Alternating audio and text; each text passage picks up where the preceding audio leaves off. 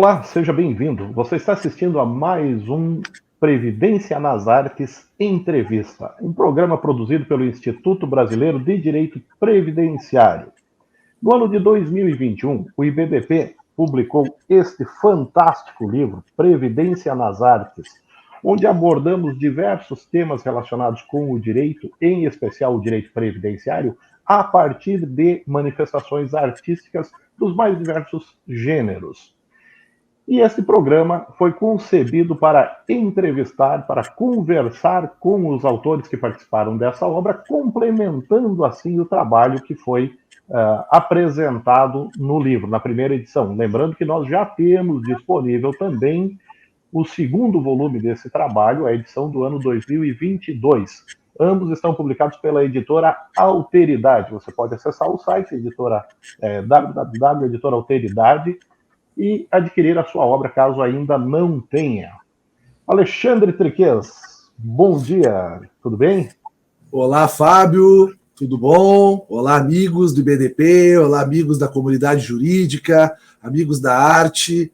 Muito bom estarmos iniciando aqui mais um programa, Mais um programa aqui do IBDP, entrevistando os nossos articulistas desse projeto voltado à literatura, voltado à arte, voltado ao cinema, voltado à música, que estamos aos poucos empreendendo aqui dentro do Instituto. E hoje nós vamos receber o colega Jean Soares Moreira, que escreveu o artigo Sentidos e Nervos à Flor da Pele, controvérsias em torno da Lei 14.126 de 2021, visão monocular, e seus reflexos previdenciários. O Jean redigiu esse artigo em coautoria com Vicente Elísio de Oliveira Neto. Então eu vou convidar o Jean para integrar aqui a nossa bancada para a gente iniciar as nossas conversas sobre o artigo, sobre esse excelente tema envolvendo a pessoa com deficiência. Seja bem-vindo, Jean. Olá, professor Fábio, professor Triquez. É uma satisfação estar aqui com vocês nesse programa, nesse projeto, para conversarmos um pouco sobre o artigo que eu, em coautoria com o Dr. Vicente Elísio de Oliveira Neto, escrevemos para esta magnífica obra, Direito e Artes. Já antes da gente conversar sobre o artigo propriamente dito, a gente queria conhecer você um pouquinho mais. Resido aqui em Natal, sou de uma cidade aqui da região metropolitana, Ceará-Mirim, trabalho na Justiça Federal, sou graduado em Direito, concluí no ano de 1995, e antes mesmo eu ingressei como servidor da Justiça Federal em 1993, e desde já esse momento passei a ter contato com ações previdenciárias, porque quando eu ingressei em 93 na Justiça Federal, havia um boom de ações previdenciárias, não sei se vocês na época já advogavam,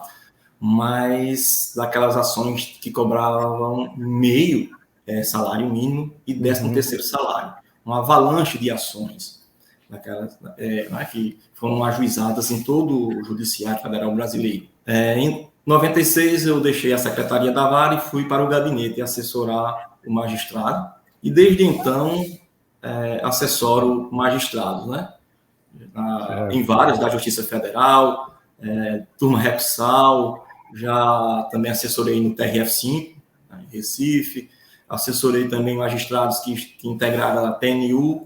Então, essa tem sido a minha experiência com o direito previdenciário, contato dia a dia minutando sentenças e acórdãos. Hoje eu integro a primeira relatoria da turma Repsal, aqui no Rio Grande do Norte. Como é que eu cheguei ao IBDP, Isso. Quando é que você entrou no IBDP? Na verdade, o meu ingresso no IBDP como membro da diretoria científica é recente, pouco mais de um ano. Mas, assim, enquanto servidor da Justiça Federal, eu participei de um curso e conheci também servidor da Justiça Federal, sendo que do TRF de São Paulo, o Marco Aurélio Seral. Certo. Então, a partir de então, a gente passou a conversar sobre direito previdenciário e, em seguida, depois ele passou a me convidar para eventos, para ministrar palestras e também para escrever, O Seral que participou dessa obra também, com a gente, também escreveu nesse livro Previdência nas Artes, e já estamos alinhando com ele aí uma entrevista para participar conosco Você no IBDP está na diretoria científica, né? Participamos juntos da diretoria científica, e você tem mestrado em Direito do Estado, né? Direito do Estado. De um programa da Universidade do País Basco, que mantém aqui uma parceria com o Instituto aqui de Natal. E o teu tema de tese, você comentava conosco antes, foi da dissertação do mestrado, foi relacionado com o segurado especial. Perfeito, porque a jurisprudência varia muito, né? Quanto a quem é segurado especial, há uma verdadeira definição do que realmente vem a ser segurado especial. E aí, a partir do que está previsto na Constituição, eu tentei traçar um conceito, né? Os elementos que compõem o conceito de segurado especial. Foi essa a minha linha de pesquisa. Fantástico. A presença do segurado especial, a gente sabe que é muito forte, né, no Rio Grande do Norte, e assim como aqui no Rio Grande do Sul, onde eu estou em Porto Alegre, o Fábio em Santa Catarina também, né, e cada estado, né, já tem as suas particularidades, né, com relação a essa categoria de filiação, né, o enquadramento não é uma tarefa muito fácil, não, né. Professor Fábio e o professor Triquez, só para fazer um complemento, para não ser injusto, com relação à minha chegada ao IBDP. Também quem me aproximou do IBDP, porque também já participava dos congressos anuais, foi a minha amiga Rafaela Cosmo, que é daqui do Rio Grande do Norte também. E eu a conheci lá em Caicó, quando eu fui diretor da vara federal que estava sediada, a 9ª Vara. Quando eu fui diretor de secretaria, lá na 9ª Vara. Jean, primeiramente, assim, te parabenizar pelo tema, mais uma vez, fiz uma menção inicial ali quando te convoquei aqui a integrar a bancada. Tratasse de um tema, na minha opinião, dos mais atuais, e imagino a tua sensibilidade enquanto servidor, nesses anos todos na Justiça Federal, a tua experiência, o teu traquejo com as pessoas, seja no período anterior à pandemia, no período posterior à pandemia, e esse é um tema que eu lembro bem quando a Lei 14.126, que trouxe então o reconhecimento da condição de pessoa com deficiência para a visão monocular. Mas, na verdade, quando a gente começa a ler o teu artigo, a gente constata que o teu artigo vai muito além da Lei 14.126 de 2021, em que pese a importância dessa lei e ainda os debates que estão sendo travados, inclusive nos tribunais.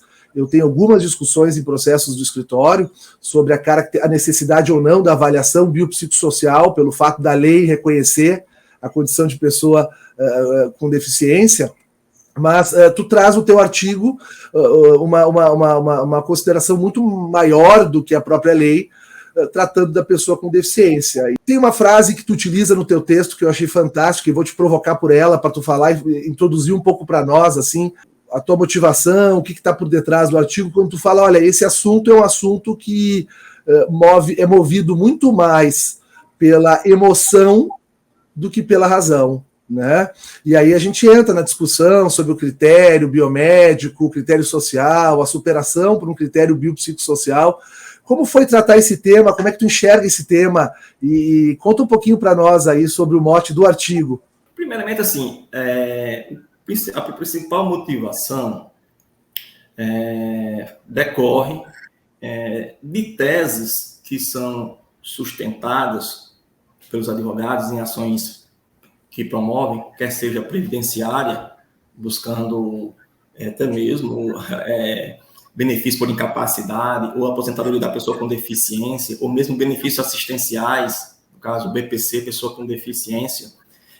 E essa discussão se agravou ainda mais com o advento dessa lei. Por quê? Porque quando o cliente tem apenas visão univalente, visão unilateral, monocular, a tese é de que, por força da Lei 14.126, aquela pessoa é deficiente, porque a lei assim o diz, e por esta razão faria jus à cobertura daquela prestação previdenciária ou assistencial que a parte busca.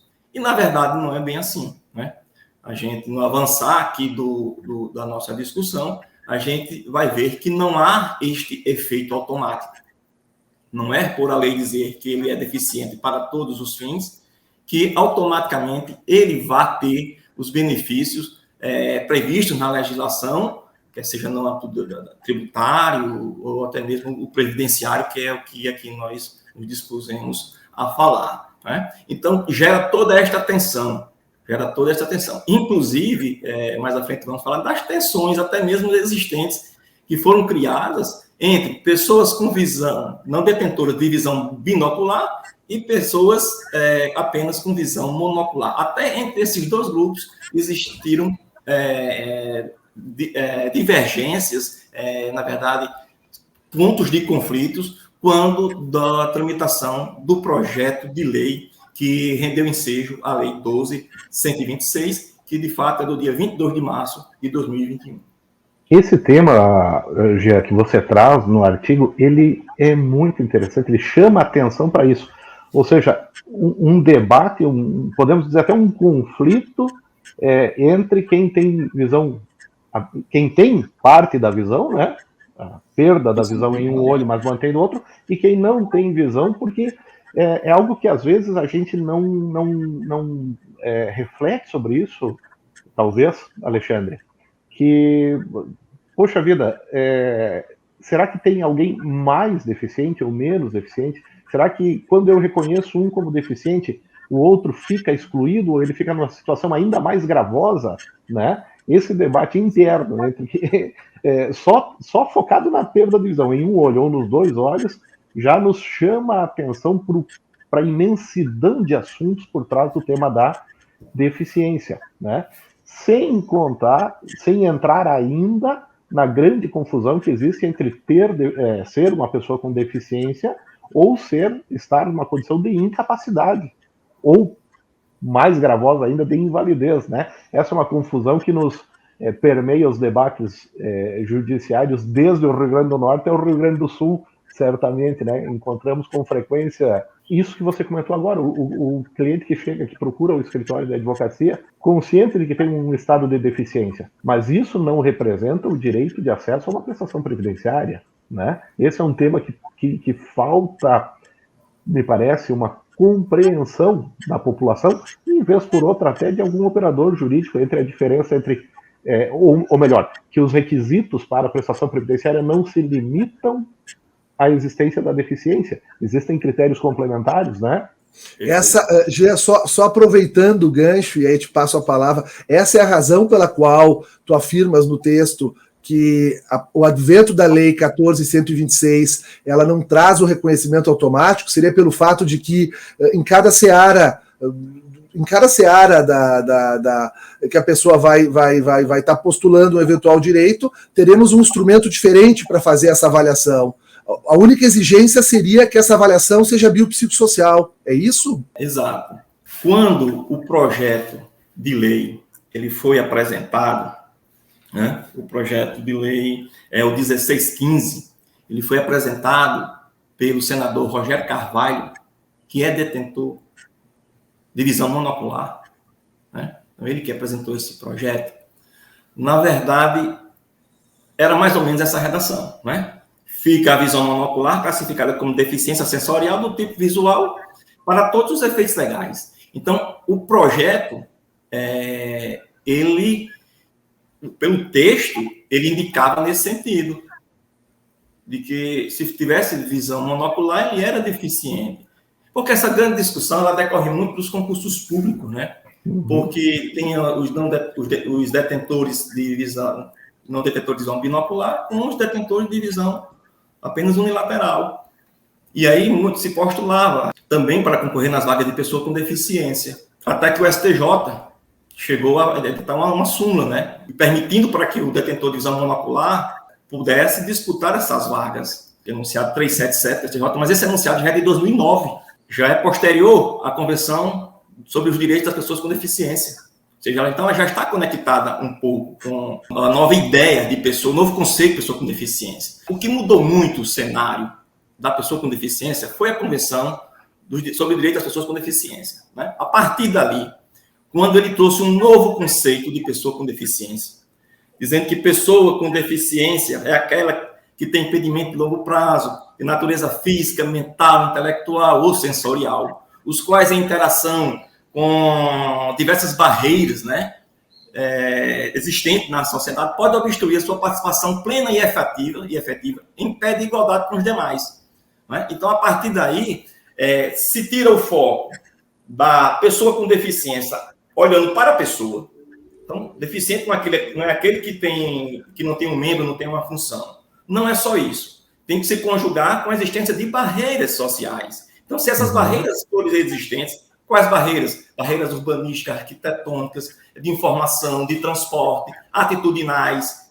Né? Então, se existem essas barreiras, é que se chega a uma compreensão do conceito de pessoa com deficiência e a partir de uma avaliação não mais sobre a perspectiva médica, nem sobre a perspectiva do critério social, mas sim sobre uma conjugação desses dois fatores, do critério biomédico e o critério social. E aí chega-se ao critério biopsicossocial. Por esta razão é que o projeto de lei gerou tanta discussão, inclusive na audiência pública que foi presidida do Senado pelo senador Paulo Paim, se vê lá nessa audiência pública, no vídeo, discussões entre os dois grupos, pessoas não detentoras de visão binocular com pessoas detentoras apenas de visão monocular, ou seja, os próprios deficientes entraram em conflito. Por quê? Porque se fosse a se manter um critério biomédico apenas, os não detentores de visão binocular, na perspectiva deles, iriam levar desvantagem, ou seja, dentro de uma ação de uma ação afirmativa, né, de uma discriminação positiva, iria se estabelecer uma discriminação negativa. Por quê? Imagina o seguinte, num concurso público, quem ia levar mais vantagem? Era o detentor de visão monocular ou o cego total? Na contratação de uma pessoa com deficiência por uma empresa, né, o artigo 93 da Lei 8.213, ela estabelece que empresas com 100 ou mais empregados mantenham em seus quadros de 2% a 5% pessoas com deficiência. Então, quem é que esse empregador ia contratar? Uma pessoa com visão monocular ou uma pessoa sem a visão binocular? Óbvio que os detentores de visão unilateral iriam levar vantagem. Então, não poderia ser apenas por este critério objetivo. Na verdade, não tem esse efeito automático por conta do que foi inserido, alterado no projeto, que inseriu o parágrafo único ao artigo 1º da lei. Essa lei 13.126, ela tem apenas 2 dispositivos, né? Ela é muito pequena. O principal realmente é o primeiro.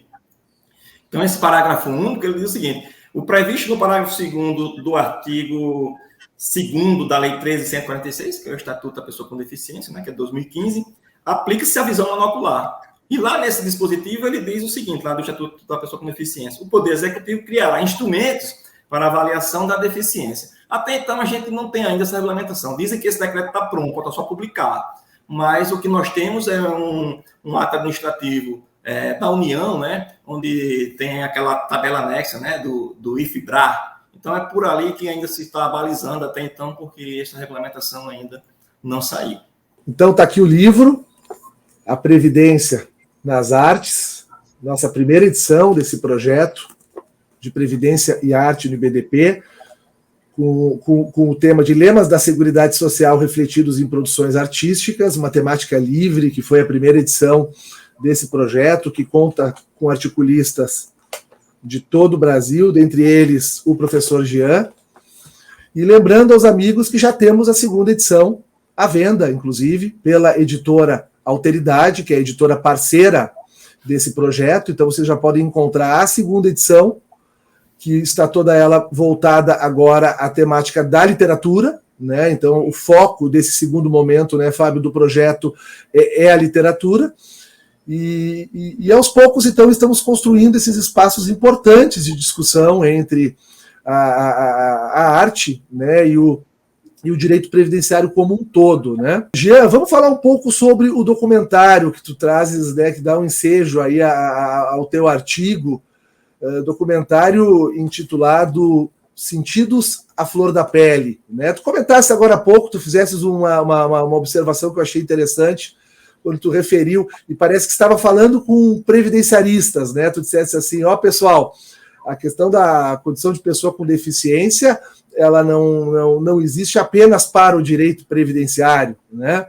A gente sabe disso, obviamente, mas foi um alerta interessante o teu comentário, porque, pelo que posso verificar do documentário, o documentário traz narrativas, traz relatos, traz histórias de servidores públicos, me corrige se eu estou errado, pessoas com cargos na administração pública brasileira, justamente relacionados a essa questão da pessoa com deficiência, né? Então, sob um prisma talvez não diretamente previdenciário num primeiro momento, mas a gente sabe que o direito previdenciário basta respirarmos para ter reflexos na previdência, né? Porque a cada dia de trabalho, cada momento de vida, além de estarmos sujeitos aos riscos sociais, né, não esperados, temos também aquelas condições programadas que a gente sabe agora, pela própria Lei Complementar 142, terão reflexos sempre importantes na condição da pessoa com deficiência. Conta um pouquinho para nós do ensejo do documentário, de que forma ele se relaciona com a temática do teu artigo. O filme, né, o documentário, Sentidos à Flor da Pele, do diretor Evaldo Mocarzel, e o que eu vejo assim mais acentuado, aquilo que o documentário se propõe a evidenciar. O documentário, ele bem deixa evidente aquilo que se denominou chamar de capacitismo. O que é capacitismo? O capacitismo são ações, são atitudes discriminatórias, preconceituosas em face das pessoas com deficiência. Então, o documentário, ao entrevistar 6, né, são 6 entrevistados, 4 deles servidores públicos, 2 da iniciativa privada, né, uma é cantora e o outro é analista de sistema.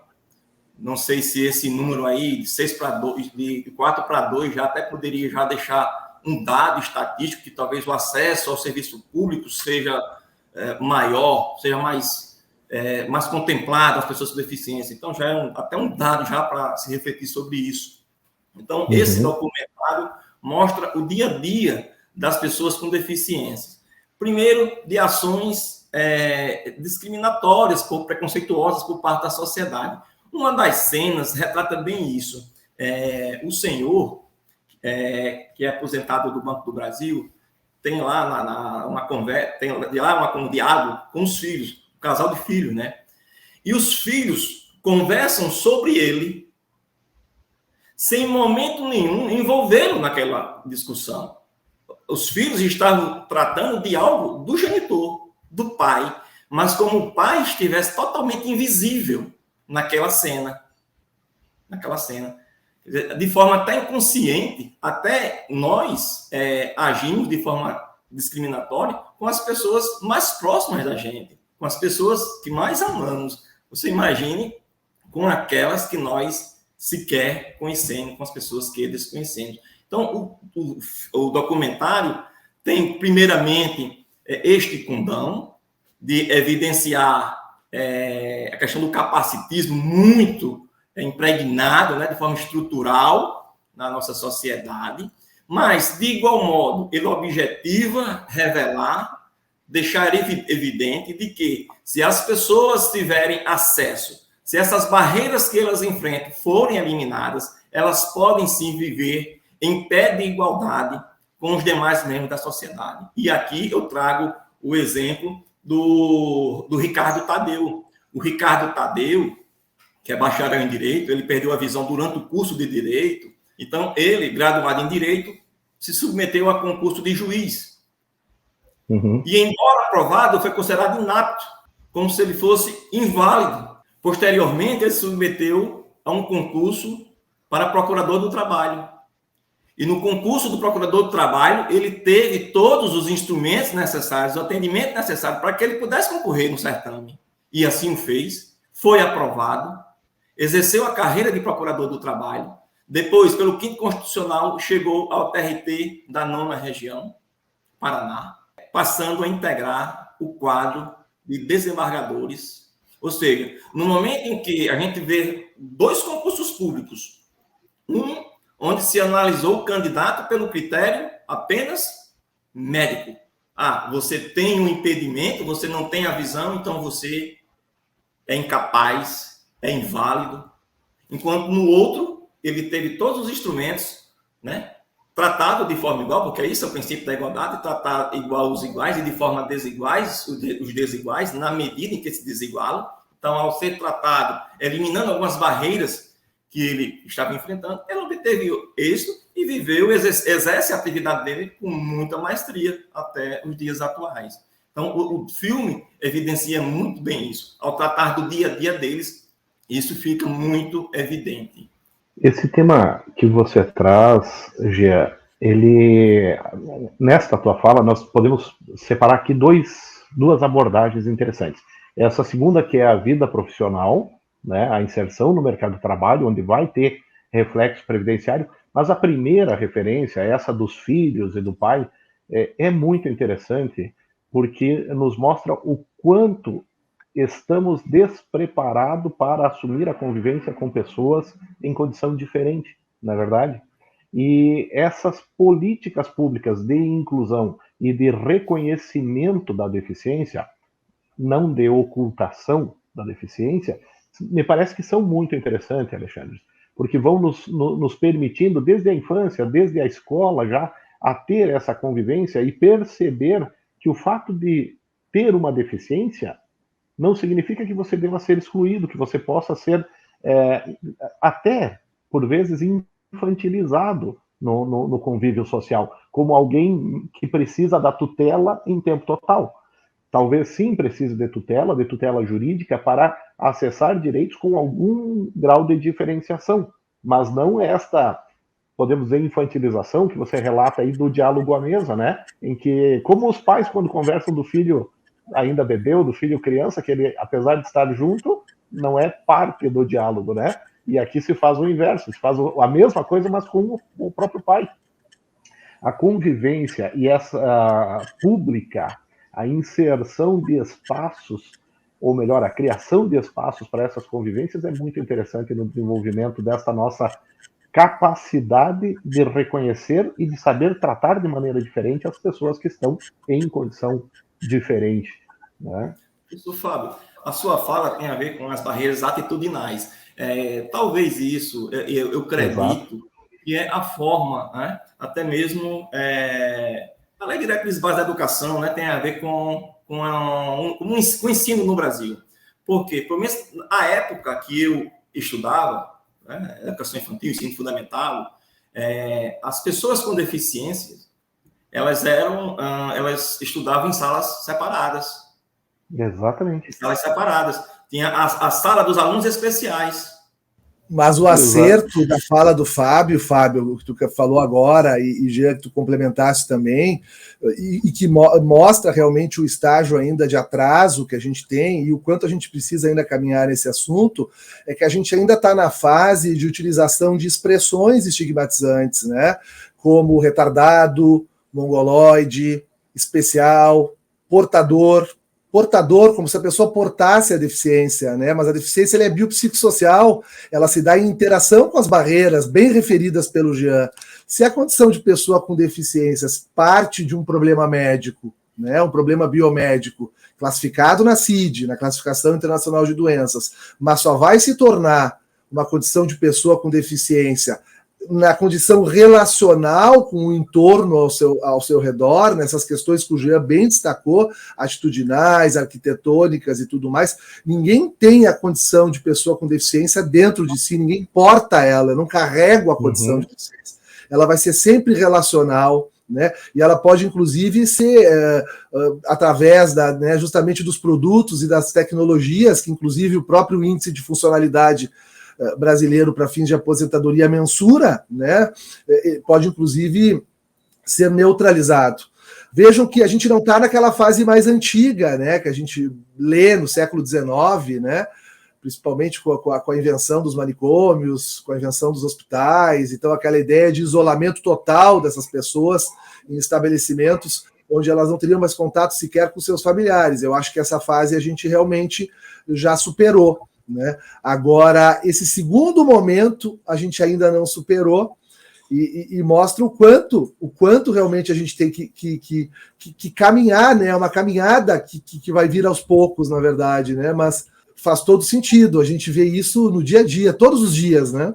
Nesse mesmo contexto que você está trazendo, Alexandre, estando em Porto Alegre, contigo, estando em Natal, ou estando em Chapecó, ou em Caicó, a mesma situação que a pessoa apresenta, a mesma visão monocular, ou o mesmo problema de mobilidade, podem conduzir a graus de deficiência diferentes, a depender dos serviços públicos disponíveis, do estado de pavimentação das vias, né, do aspecto físico do ambiente onde a pessoa reside e da quantidade de interação com as políticas públicas. Esse é um ponto muito interessante para a gente chamar a atenção de quem atua com o direito previdenciário, de quem atua com esse tema da pessoa com deficiência, que não basta, vamos para uma situação mais fácil de caracterizar, não basta eu não ter um braço, por exemplo, né? Sim, isso me coloca numa condição de pessoa com deficiência? Sim, me coloca. Mas essa condição de deficiência vai ser muito diferente a depender do ambiente em que eu convivo, né? Do ambiente em que eu trabalho, desse aspecto físico todo do entorno que tem que ser destacado também, né? E eu acho que a fala do Fábio, ela casa com o início, né, nossa conversa hoje, da Lei 14.126, né? Por isso que a pré-definição de uma condição com pessoa com deficiência é uma utopia, né? Ela não tem como acontecer porque precisa avaliar, né? Nas minhas aulas, eu sempre trago o exemplo, e assim, porque é uma figura pública, eu acho que não tem problema, da senadora Mara Gabrilli. A senadora Mara Gabrilli, ela é cadeirante, né? É tetraplégica, mas é uma política, é publicitária, é empresária, né? Foi candidata agora recentemente à vice-presidência da República. Aí você comparar a Mara Gabrilli, né, a um tetraplégico que reside em um morro no Rio de Janeiro, na Bahia, né, em uma favela aqui de Natal, como é diferente? Então, a Mara Gabrilli, ela tem um impedimento? Tem, ela é tetraplégica. Mas ela é deficiente para fins de ser contemplada com as benesses que a legislação traz. Se você for comparar com essas pessoas que são cadeirantes, que moram em locais onde as barreiras são existentes de forma patente, arquitetônica, econômica, cultural, então não dá para dispensar o mesmo tratamento a ambos, né? Fica notório. E aí, realmente, o critério definidor é a questão do critério biopsicossocial. Exatamente. Que, na verdade, assim, e eu faço uma crítica veemente, pelo menos eu não sei se isso ocorre em outras regiões do país, mas aqui na Justiça Federal do Rio Grande do Norte, eu presencio isso diariamente, nas ações, sobretudo de BPC, benefício assistencial da pessoa com deficiência, essa avaliação ela não é feita corretamente. A gente muito critica o INSS, porque o INSS faz uma entrevista e se realmente o critério socioeconômico lá passar, ele avança para a perícia. No judiciário é pior, porque no judiciário faz uma perícia médica e o quesito mais importante dessa perícia é saber se essa pessoa é incapacitada para o trabalho ou não. Quanto ser incapacitado para o trabalho ou não compõe o conceito de pessoa com deficiência. A pessoa com deficiência pode sim ter capacidade laborativa. E isso é muito evidente na legislação, porque até a própria lei do BPC diz o seguinte: quem recebe BPC e ingressa no mercado de trabalho, o BPC ele é suspenso. E uma vez o contrato de trabalho sendo resilido, ele volta, o BPC ele é restabelecido sem submissão à nova perícia. No entanto, as perícias daqui, o critério definidor é se a pessoa tem ou não capacidade laborativa. Capacidade laborativa não compõe o conceito de pessoa com deficiência. E aí o problema agrava-se mais ainda, porque se porventura o perito concluir que ele tem capacidade laborativa e depois ele transmuda isso para impedimento de longo prazo, se essa incapacidade laborativa for superior a 2 anos, aí o juiz manda para a submissão a uma perícia social, uma vistoria social, para o assistente social, para aferir o critério econômico, a renda per capita, quando não deveria ser assim. primeiro a vistoria social para analisar só o critério econômico? Não. Analisar o critério econômico é requisito do benefício, mas, sobretudo, para avaliar as barreiras sociais. Exatamente. Se, porventura, o parecer assistencial fosse favorável, aí sim, ele avançaria para a perícia médica e o perito médico, juntamente com o assistente social, iria concluir se aquela pessoa é ou não detentora de impedimento a longo prazo e se é pessoa com deficiência. E vou muito mais além. Na minha compreensão, a perícia não deve se restringir apenas a 2 profissionais, a perito médico e assistente social, porque a lei, o Estatuto da Pessoa com Deficiência, estabelece que a perícia ela é interdisciplinar e multiprofissional. E sendo multiprofissional, não se restringe apenas a 2 profissionais da área do conhecimento. Cadê o psicopedagogo, que às vezes é necessário, porque a criança tem problema de cognição? Cadê a terapia ocupacional? O psicólogo? Então, outros profissionais devem estar devidamente cadastrados junto às unidades de perícia da Justiça Federal para que se promova a perícia como realmente a legislação preconiza, para que não se faça um faz de conta. O que nós temos hoje é um faz de conta, uma enganação, uma enrolação. Não se cumpre a Convenção Internacional dos Direitos da Pessoa com Deficiência, que data de 2007, aprovada pelo Congresso Brasileiro em 2008, promulgada em 2009, e estamos em 2022 sem se estar cumprindo um diploma normativo com status de emenda constitucional, porque foi internalizada sobre o rito do parágrafo 3º do artigo 5º da Constituição Federal, ou seja, norma de status constitucional de caráter formal e material. Então, a legislação ela não é sempre cumprida, e a gente tem que atentar para isso, porque inúmeras pessoas, milhões de pessoas, que deveriam estar sendo contempladas com prestações previdenciárias e assistenciais, a elas está sendo negado um direito fundamental. Mas, Jean, eu estou aqui provocado com essa tua última fala, Fábio, pelo seguinte, tu estás dando um recado aqui para um público específico, na minha opinião. Tu está dando um recado para a advocacia. Claro, tratando especificamente de previdência, né, BPC, e também as aposentadorias para pessoa com deficiência. Os advogados precisam postular de forma inovadora, os advogados precisam agregar suas petições iniciais, essas questões que tu trouxesses agora, incrível essa tua fala na questão multiprofissional, né? E outra também, né? Eu chegaria a uma conclusão aqui inexorável. Todos os processos de BPC têm a pecha da inconstitucionalidade. Porque se a questão biopsicossocial está lá no artigo 201, a rigor, vamos trabalhar assim, a rigor, a gente sabe que isso não iria acontecer, né, Fábio, em razão até do contexto fiscal, né, que a gente está vivendo no país aí nos últimos anos. Mas, a rigor, um processo de BPC como é feito hoje, ele teria que ter 2 avaliações com assistente social. Porque o magistrado se utiliza da avaliação com assistente social para avaliar a renda per capita, como tu disseste muito bem. Então, essa avaliação do assistente social, ela não está fazendo o complemento da avaliação médica, né? Então, ou então, o gabinete deveria valorar o formulário onde o cidadão declara a renda da família, né, e deixar de fazer uma avaliação pericial para renda per capita e utilizar a verba da perícia com assistente social para realmente complementar a perícia biopsicossocial, porque isso seria possível, até pela questão, né, de deferência ao processo administrativo. Talvez se poderia dar um valor probante maior àquele formulário que é apresentado ou ao próprio CAD único, né, e não se avaliar mais renda per capita. Até porque a história de avaliação de renda per capita ela é muito triste. Não sei se vocês vão concordar comigo. Ela faz aquelas avaliações que muitas vezes vai muito além, né, da questão da renda per capita, e avalia o carro na garagem, a grama cortada, as roupas arrumadas do armário. A gente tem uma narrativa muito triste dessa questão. Mas, de fato, esses processos de BPC, como tu disseste bem, eles não estão fazendo a avaliação correta. Isso é uma chamada de atenção que tu está trazendo aqui, e para mim tem um público certo. Eu acho que os advogados precisam agregar um valor maior às suas petições iniciais. A gente precisa chamar, né, esses processos à ordem, e a gente precisa realmente cobrar aquilo que está na lei, porque esse papel é nosso. Esse papel não é do juiz. Esse papel é do advogado. Não sei se o Fábio concorda.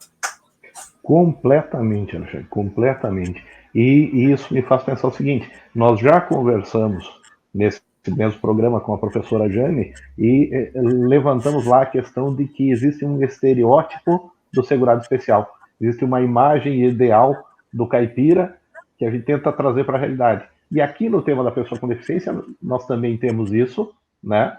E no tema da condição de miserabilidade, que é o que você acaba de levantar, né? Nós temos um estereótipo da pessoa em condição de miserabilidade que, se não fechar o que eu estou vendo na prática com essa minha ideia em abstrato, a pessoa está fora do critério econômico da prestação, né? Como você disse, porque tem um jardim em casa, né? Porque tem uma cerca, ou porque tem um carro na garagem, quando o critério é renda, né? De onde veio aquela casa que talvez tenha um quarto ou dois a mais do que você supunha que deveria ter para ser uma família carente? Talvez seja uma herança, talvez seja um imóvel que traz de família desde das gerações passadas e tal. E aí o que a gente está nas entrelinhas propondo aqui? Olha, venda a tua casa para ir morar num barraco, para daí sim ter cara de pessoa com miserabilidade para ter direito à prestação. Não pode ser dessa maneira. Aqui nós estamos extrapolando absurdamente a intenção da norma, que é, lá no BPC, e aqui também nas normas, especificamente no que diz respeito à pessoa com deficiência, a inclusão e a melhoria da condição social. Não é verdade? Sem dúvida. A tua observação com relação à venda da casa me fez lembrar o sistema antigo, né, lá do Simpas, né, o sistema anterior à Constituição de 88, da Legião Brasileira de Assistência.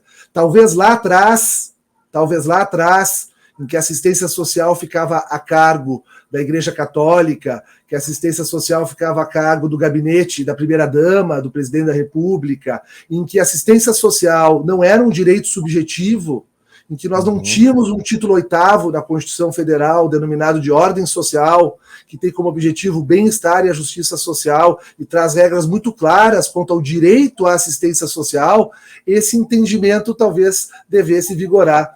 Mas agora não mais, né? A gente precisa superar essa condição, e a gente vive ainda muito sobre esse ranço, Fábio, muito interessante, né? Inclusive, compartilhar com vocês que eu tenho usado cada vez mais nos processos, nas palestras, a substituição da expressão miserabilidade por vulnerabilidade.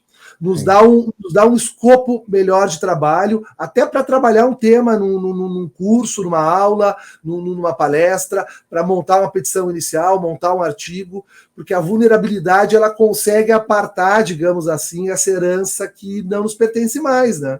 Eu também não utilizo nas minutas que eu elaboro a expressão miserabilidade. Eu utilizo hipossuficiência econômica, porque o Supremo ele afastou esse critério, né? O entendimento do Supremo naquela DI, naquela reclamação, foi bem mais amplo, né? De que o critério, na hora que ela afastou o critério da renda per capita de um quarto, ele disse que a questão era da necessidade. Então, para o Supremo, se a renda per capita estiver abaixo de um quarto, há uma presunção de caso de miserabilidade, mas não escoa, não se exaure aqui. Por quê? Porque o Supremo mandou ir para uma análise maior, avaliar, na verdade, a necessidade. Então, ainda que a renda per capita ultrapasse o critério lá matemático de um quarto, mas evidenciando que aquela família tem gastos, né? Às vezes a pessoa é um idoso que se gasta com fralda geriátrica, com medicação, e aí esvazia aquela renda, compromete sobremaneira. Então, o que o Supremo utilizou foi o critério da necessidade. Então, eu não vou utilizar miserabilidade, até porque na nossa legislação, se perceber, não constava até há pouco a expressão miserabilidade. Por um descuido, justamente o Estatuto da Pessoa com Deficiência fez uma alteração na Lei 8742 e inseriu lá num parágrafo essa expressão, miserabilidade. Mas nós não tínhamos, até o Estatuto da Pessoa com Deficiência, na LOAS, na Lei Orgânica da Assistência Social, essa menção à miserabilidade. Não tínhamos. Essa construção, nesse argumento do Supremo, da melhoria da condição social, né? Podemos abandonar aqueles critérios restritivos, podemos avançar. O problema é que carregamos esse volume de preconceitos, de preconcepções, né, e de estereótipo na análise do direito às prestações de proteção social, sejam de assistência social, sejam de previdência propriamente dito, né? Jean, ontem eu, me preparando para essa nossa conversa, peguei este livro que realmente ficou fantástico. Eu costumo dizer o seguinte, saiu muito melhor, Alexandre, do que a gente previa, né? Isso aqui é um livro que dá para utilizar em sala de aula como um manual, porque todos os temas são abordados com profundidade, como a gente viu nessa entrevista aqui com o Jean e como tem no artigo dele. Ontem eu peguei para rever o teu artigo, para relembrá-lo, e pensei comigo, vou dar uma olhadinha rápida só nos pontos principais. Vou te dizer um negócio, não dá para fazer isso. Não tem os pontos principais para ver nesse teu artigo. Você, Jean, e o Vicente Elísio estão de parabéns pelo conteúdo desse artigo. Não dá para dizer, olha, vou dar uma lidinha rápida. É encantador do começo ao fim, traz muito conteúdo, muita informação, vale a leitura e fica a recomendação para quem estiver nos assistindo, né? Se não tiver esse exemplar ainda, esse primeiro volume, adquira o seu, leia esse artigo, porque é um tema, como diz o Alexandre, de muita provocação, né? Nos deixa com os nervos à flor da pele, como propõe o título do artigo. Jean, muito obrigado por participar com a gente desse programa, dessa entrevista, foi muito agradável, e obrigado por participar desse trabalho com o IBDP. Dizer da gratidão minha, primeiramente, pelo convite para participar da obra, né?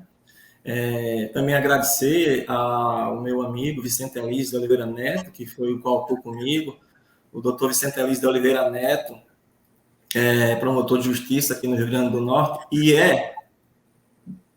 ele é deficiente visual, ele não tem a visão provocada por retinose pigmentada degenerativa. Então,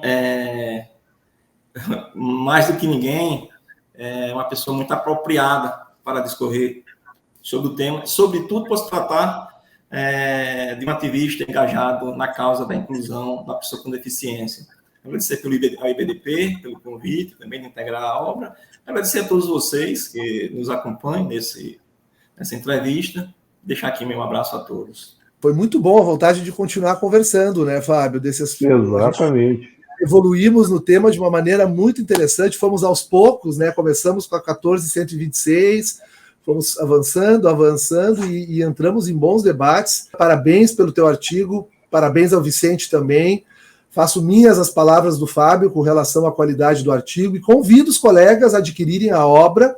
Como o Fábio referiu, ela pode servir como manual, ela é uma obra que pode servir também nas petições iniciais, ela pode servir também nas sustentações orais nos tribunais, ela traz subsídios muito importantes para o desenvolvimento do direito previdenciário. E você que está nos acompanhando até aqui, adquira o seu exemplar Previdência nas Artes, edição 2021, edição 2022, e aproveite para deixar o seu comentário aqui embaixo, conta para a gente o que é que você está achando desse projeto do IBDP, o que é que você achou desta entrevista que acaba de assistir e do projeto como um todo, desse livro, desse trabalho que estamos realizando. Contamos também com o seu apoio e te aguardamos na nossa próxima entrevista. Um abraço, até lá!